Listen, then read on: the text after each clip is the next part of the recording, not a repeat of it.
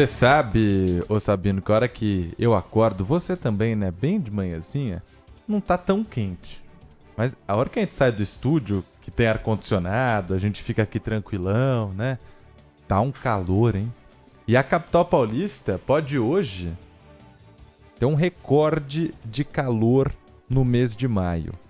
Mais de 30 graus. Detalhe, já passamos do verão há algum tempo. Por isso a gente quer conversar mais uma vez com o Guilherme Borges, que é meteorologista da Climatempo. Guilherme, tudo bem? Bom dia mais uma vez. Seja bem-vindo ao Manhã Bandeirantes. Bom dia, é um prazer estar aqui com vocês. Guilherme, o que está acontecendo aqui na capital paulista? Ontem você rapidamente disse que nós estamos vivendo uma onda de calor que deve durar aí mais uma semana pelo menos. As temperaturas vão continuar elevadas até com recorde de calor possível? Exatamente, então a gente segue com essa onda de calor bem intensificada sobre o centro do Brasil, né, pegando principalmente a região aí de São Paulo, né, um estado extremamente importante, a gente sabe, a maior cidade brasileira se concentra aí e, consequentemente, as temperaturas acima da média nessa época geram desconforto nas pessoas, né?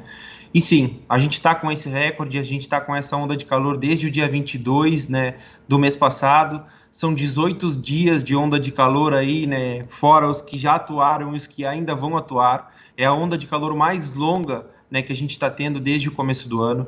Tá? E a temperatura máxima, né, registrada pelo Instituto Nacional de Meteorologia, né, foi de 31, né, no dia 1º de maio de 2024. Muito elevado, certo? Então a tendência para hoje é que as temperaturas se elevem ainda mais, né, podendo ter recorde na capital paulista. E é a maior também em dias, a maior onda de calor do ano? Foi a maior onda de calor do ano. Está sendo a maior onda de calor do ano, né? A gente precisa frisar isso, né? A gente teve 3 ondas de calor anteriormente e essa começou lá no dia 22, certo? Ela já tem basicamente aí 10 dias e pelo menos mais 8 dias pela frente de atuação dela. Então são 18 dias de onda de calor na região, pegando principalmente a região central brasileira, né? Eu me antecipo muito perguntando se depois vem o friozinho tradicional aqui de final de outono, começo do inverno em São Paulo. Já dá para prever isso? Acho que essa é a pergunta de milhões, né?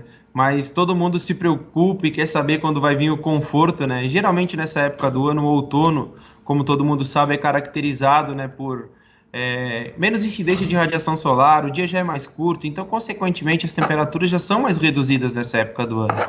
Só que essa onda de calor ela veio para tirar a gente do conforto. Mas, a priori, os modelos meteorológicos estão convergindo bem e, pelo menos até o dia 15, a gente não tem uma quebra desse ciclo quente. A gente não vê um potencial de quebra desse calor intensificado que a gente está tendo, né? Mas a onda de calor em si ela deve ficar pelo menos até o dia 10 de maio. Talvez se a gente estender mais à frente a gente vai comunicar a vocês, né? Mas pelo menos até o dia 15 a gente não tem uma quebra significativa nesse calor que a gente está vendo, certo? Para o segundo semestre de maio, a gente tem alguns sistemas meteorológicos ali influenciando, trazendo chuva, né? Mas não é algo significativo para trazer um frio potente, aquele frio que a gente fica confortável, né? Por ser uma época de transição, o outono e primavera é uma época mais de conforto para a gente, porque não tem extremos nem de muito calor, nem extremos de muito frio, certo? E a gente pode dizer que isso tem uma ligação, um sistema como um todo, com o que acontece no Rio Grande do Sul, com o que acontece de anormal em outras regiões do Brasil, ou não? Com certeza, o nosso clima ele se conversa, tá bom? Então, esse bloqueio atmosférico que está atuando na região central do Brasil, ele é o facilitador da chuva que a gente está vendo lá no sul, tá? A gente está vendo volumes de chuva passando da casa dos 300 milímetros em 24 horas, para vocês terem uma ideia, né? A gente está tendo volumes de chuva muito elevados. E essa concentração desses sistemas meteorológicos lá, porque essa massa quente na região central aprisiona os sistemas que causam chuva lá na região, certo? Falando de maneira mais didática, a gente tem sistemas meteorológicos que favorecem a formação de instabilidades, principalmente na região ali do Paraguai, da Argentina, e essas instabilidades elas se deslocam para a região, para os 3 estados da região sul. Isso é normal, isso acontece durante todo o ano. Só que a gente tem frentes frias passando por lá também, que são muito frequentes. Só que esse aprisionamento delas lá faz com que ocorra esses volumes de chuva elevado em curto espaço de tempo, como a gente está vendo.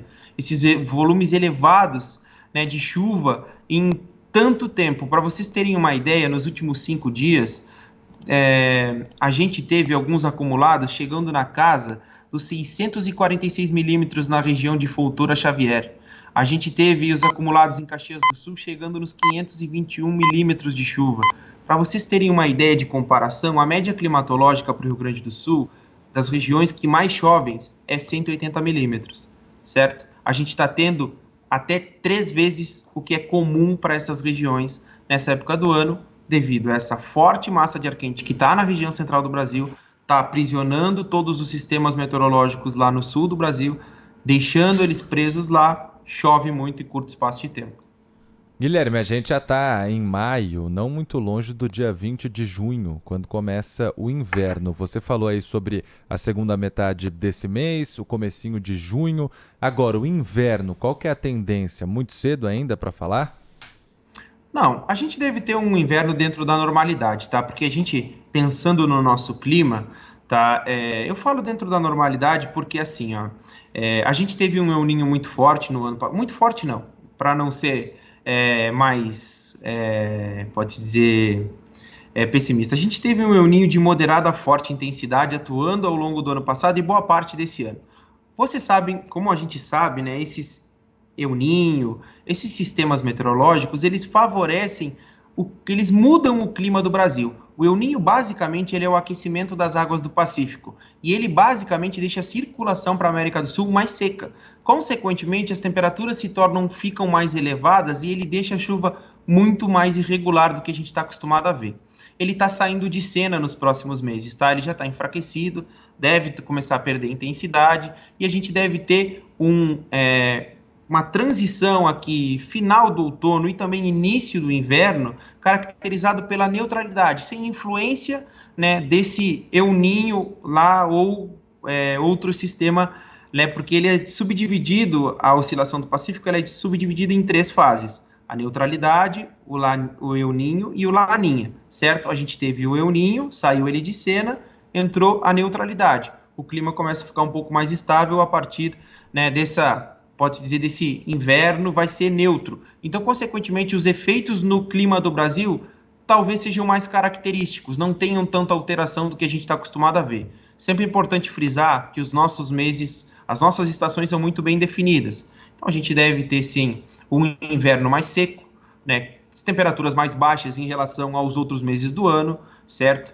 E depois, próximo do final do inverno, aí a gente começa a ter alguma coisa diferente entrando em cena. A gente tem a fase oposta, tá, do Laninha, o Laninha, a fase oposta do El Niño entrando em cena, e ele, consequentemente, influencia o clima do Brasil, assim como o El Niño, tá? E essa tendência é que, principalmente, chova mais na região norte e nordeste do Brasil, ali na região central, principalmente sudeste, aqui a gente não deve ter uma variabilidade tão grande em torno da precipitação, mas em relação às temperaturas, o El Niño sempre favorece a entrada de massas de ar mais geladas. Então, consequentemente, a gente pode ter um segundo semestre um pouco mais fresquinho em relação ao que a gente está vendo, né? Em comparação com o que a gente está vendo nesse começo de 2024 e no que a gente viu em 2023, certo? Fresquinho, você está dizendo que o inverno pode ser rigoroso.